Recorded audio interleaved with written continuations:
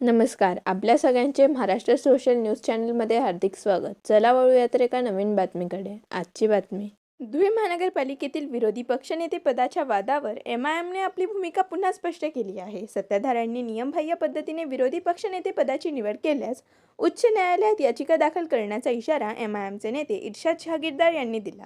यावेळी त्यांनी माजी आमदार फारुख शाह यांच्या आरोपांना प्रत्युत्तर देत MIM भाजपची बी टीम नसल्याचे सांगितले. तसेच सुशी नाला अतिक्रमण प्रकरणावर श्रेय घेण्याचा प्रयत्न होत असल्याची टीकाही त्यांनी यावेळी केली. मी आपण पत्रकार मित्रांना आणि जनतेला आपल्या माध्यमातून हे सांगू इच्छितो की विरोधी पक्ष नेत्यावर दावा आमचा कायम राहायचं म्हणजे ते आमचा अधिकारच आहे, ते आम्हाला भेटणार आहे. महाराष्ट्र म्युनिसिपल कॉर्पोरेशन ऍक्ट 1949 त्याच्यात असं स्पष्टपणे लिहिलेलं आहे की जे सेकंड लार्जेस्ट पार्टी असती त्याला विरोधी पक्ष नेता द्यायचा. संख्याबळाच्या आधारावर त्यांची मी प्रेस ऐकली, पण त्यांना ते समजत नाहीये की संख्याबळाच्या आधारावर ते म्हणतात की 8 + 5 13 आणि आमचे 10, तर हे 10ला विरोधी पक्ष नेता भेटायला पाहिजे असं कायदा सांगतो. 2012ची Sanjay Devram Bhoir versus mayor of Thane ह्याच्यात बॉम्बे हायकोर्टाने स्पष्ट निकाल दिलेला आहे आणि ह्या निकालामध्ये स्पष्ट सांगितले सेकंड लार्जेस्ट पार्टीला विरोधी पक्ष नेता देण्यात यावं, ना की कोणत्या आघाडीला. दुसरी गोष्ट मी आपल्याला सांगू इच्छितो की सुप्रीम कोर्टाने घालून दिलेले काही गाईडलाईन्स प्रमाणे 6 महिन्यात विरोधी पक्ष नेता पद डिक्लेअर व्हायला पाहिजे. 6 महिन्यात जर हे विरोधी पक्ष नेता पद डिक्लेअर नाही झालं तर मी औरंगाबाद हायकोर्टात पेटिशन माझं रेडी आहे. आम्ही पेटिशन टाकणार, कोर्टाकडून आदेश घेणार आहे की विरोधी पक्ष नेत्याची नियुक्ती करावी.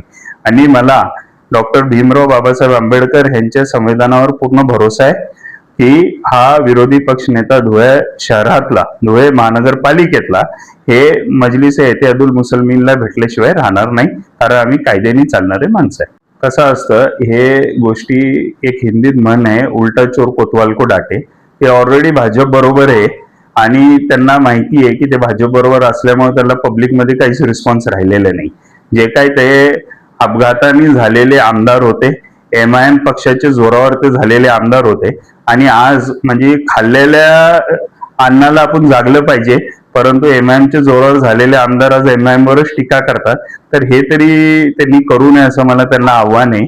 ते शहराचे आमदार होते, MIM पक्षाच्या जोरावर त्यांनी अनेक गोष्टी त्यांना करता आले असते, पण ते त्या ठिकाणी फेलियर राहिलेले आहे.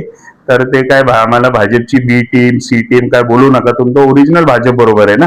आणि राज्यात तुम्ही भाजप बरोबर सत्तेत, दिल्लीत तुम्ही भाजप बरोबर सत्तेत, मग तुम्ही मला काय नैतिक अधिकार नाही आम्हाला बोलायला भाजपची बी टीम आहे का सी टीम आहे.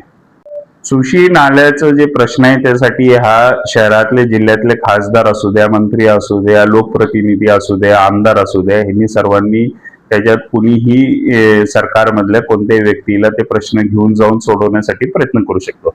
लोकांचे प्रश्न सोडवणं ही काय कुणाची एकाची मुक्तेदारी राहिलेली नाहीये.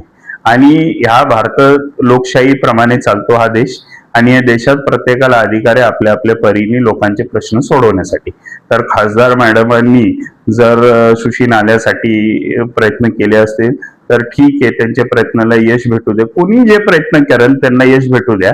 काही लोकांनी पक्षांतर करताना पण असं सांगितलं होतं की आम्ही पक्षांतर MIM मधून राष्ट्रवादीत ह्याच्यासाठी चाललोय की आम्हाला सुशी नाला वाचवायचंय, पण आज जे लोकांचे घरं तुटले त्याच्यासाठी जबाबदार कोण.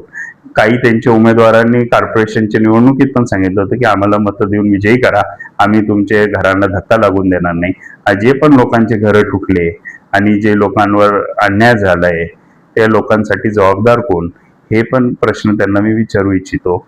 आणि त्यांनी अजून एक त्याच्यात सांगितलं की शोभाताई बच्चाव हे आमच्यामुळं खासदार झाले. तर त्याला मी त्यांच्या ह्या लाईनचं मी हे सांगतो की ते खासदार झाले बॅरिस्टर असदुद्दीन ओवैसींमुळं, कारण बॅरिस्टर असदुद्दीन ओवैसी साहेबांनी तिथं निर्णय घेतला होता की धुळे लोकसभा मतदारसंघात मजलिस-ए-इत्तेहादुल मुसलमीन निवडणूक लढणार नाही आणि या ठिकाणी काँग्रेसला मदत करीन. त्यासाठी पण धुळ्यातून उलेमा लोकांचा, मौलाना लोकांचा एक मोठा डेलिगेशन त्यांच्यापाशी गेलता आणि त्यांनी हा प्रश्न मार्गी लावला होता. तर तुम्ही MIMच्या जोरावर झालेले माणसं आहे, त्यावेळेस MIMमुळे तुमच्यापाशी होतं. 2029ला MIMच्या विरुद्ध लढून बघा, चॅलेंज देतो, घोडा मैदान जवळ आहे. आमचे जे हाल झाले त्यापेक्षा वाईट हाल तुमचे होतील MIMच्या समोर लढताना, एवढं मी त्यांना आव्हान देतो. बातमी आवडल्यास चॅनलला लाईक व सबस्क्राईब करा व दररोज अशा नवनवीन बातम्या पाहण्यासाठी चॅनलला फॉलो करा. धन्यवाद.